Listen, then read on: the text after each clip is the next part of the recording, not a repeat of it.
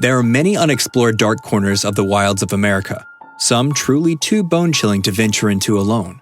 Whether you're someone who is a full-time ghost hunter or just a person with a curious mind, there's one perennially true thing about this country. We have a dark history that is filled with paranormal sightings and messages from the great beyond.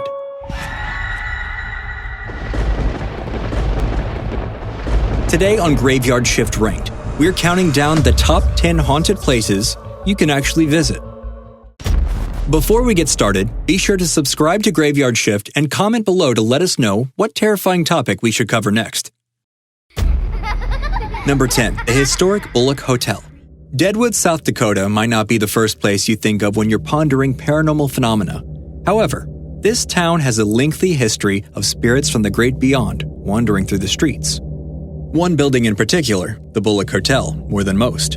Built by Seth Bullock, the town's first sheriff, the hotel is rumored to be haunted by the forlorn spirit of the law enforcement officer. Guests have claimed to witness objects move without any reason, strange noises at night, and multiple people have claimed to witness Sheriff Bullock himself walking through the walls. His presence is supposedly felt the strongest on the second and third floors. However, many strange sightings have also been reported in the Lady Luck, the mini casino located within the Bullock Hotel. Number 9. Eastern State Penitentiary. Penitentiaries always seem to have weird happenings in them, especially after they've been abandoned. Maybe the fact that there's hundreds of convicted felons being housed in them, theoretically against their will. That breeds a psychic trauma that ultimately causes spirits to linger on the corporeal plane. Well, the Eastern State Penitentiary in Philadelphia, Pennsylvania is definitely one of these places.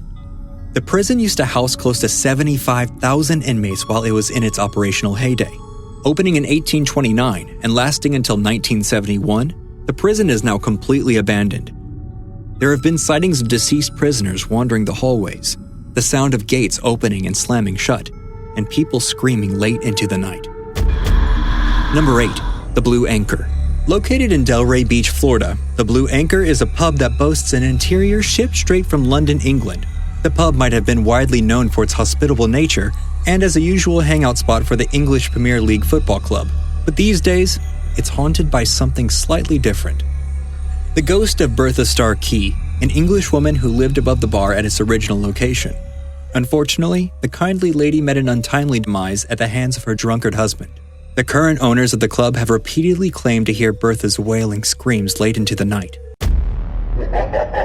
Number 7. Hotel Bethlehem. Pennsylvania isn't a place that many people immediately think as haunted, but the state has a rich and complex history of paranormal sightings, none more so than the Hotel Bethlehem in Bethlehem, Pennsylvania. The hotel has one room in specific, room 932, that is purportedly haunted. The lights constantly flicker, the mirrors have strange reflections in them, and the hotel has had multiple complaints of strange noises. In fact, they're so used to it at this point that they even market the space as a room with a boo. There are multiple ghosts who supposedly lurk the halls of the hotel, the apparitions of Amelia Earhart, Winston Churchill, and Henry Ford. Number 6. Kehoe House. Savannah, Georgia's downtown residence, the Kehoe House, is a 13-room inn that you can stay in, take a tour of, or hang around and witness an otherworldly happening in. Some say the house had a previous life as a mortuary. Others say there was a series of grisly murders that happened on the land. Either way, guests of the inn's amenities have professed to witnessing unexplainable things. From a bed levitating to a glass shattering in someone's hand, the Kehoe House has many strange stories associated with it. However, the strangest stories yet could be the ones you tell after staying in this inn. Number 5. Myrtles Plantation. The Myrtles Plantation was founded in 1796, where it was used to grow an assortment of goods. It had a long life supplying everything from cotton to tobacco. However, these days, the plantation is mostly dormant, other than hosting ghost tours, which it carries out every Saturday and Sunday. Like many of its ilk, this plantation, as you might imagine, was rife with cruelty, abuse, and crimes that are utterly unspeakable. In its heyday, the dirt practically dyed red with the blood of the abused and beaten. As such, the Myrtles Plantation is often referred to as one of the most haunted places in America.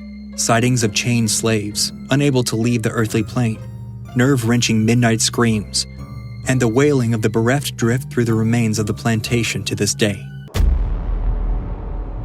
Number 4. McRaven House. In Vicksburg, Mississippi, there's a place that has Civil War history and ghostly sightings and is very easy to tour. The McRaven House has a long and hallowed legacy in both arenas. The house was built in 1797 and served as the staging spot for a Confederate field hospital, which, as you can imagine, has seen quite a bit of blood. There isn't actually a concrete number that any historians can agree on regarding how many people actually died in the house, but what can be agreed upon is that a large number of them still haunt the structure to this day. Guests of the McRaven have claimed to witness shrieking soldiers, delimbed medical patients, and a one-eyed general all milling around the compound. The McRaven's new management have started hosting walking tours to educate the curious public about the nature of the ghostly hauntings. Number 3. OMNI SHOREHAM Hotel.